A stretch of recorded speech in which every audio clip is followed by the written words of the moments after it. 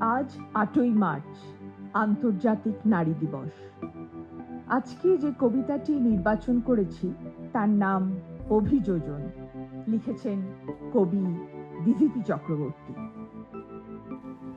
আদর্শ হোক দুর্গা মাতুর, পার্বণ আজ না হয় থাক।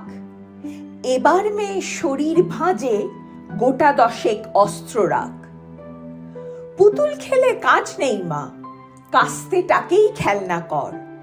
পোড়া দেশে নাচ গান নয়, নিয়ম করে শরীর গড়। পায়ে ঝুমুর মলনা পরে জুতোর নিচে পেরেক রাখ।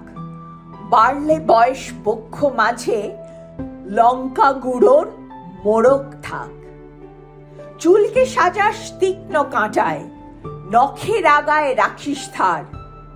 পোশাক নতুন কিংবা ছেঁড়া, পিন গেথে নিস গোটাচার।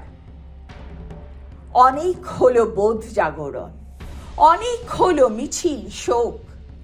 এবার মেয়ে বাঁচার দায়ে যুদ্ধটা তোর একার হোক। এতেও যে তুই বাঁচবি ভীষণ, এমন মিথ্যে বলাও পাপ। পৃথিবী জোড়া কীটের মাঝে কীটনাশকের ঘোর অভাব। চেষ্টা তবু রাখিস জারি, হারার আগে থামিস না। দুলফিতে নয়, এবার মেয়ে অস্ত্রে সাজিস দুর্গা মা। ঘরে ঘরে দুর্গা আমার, নিষ্পুঝে সত্যতা। বিবর্তনে টিকতে গেলে অভিযোজন সার কথা। বিবর্তনে টিকতে গেলে অভিযোজন সার কথা।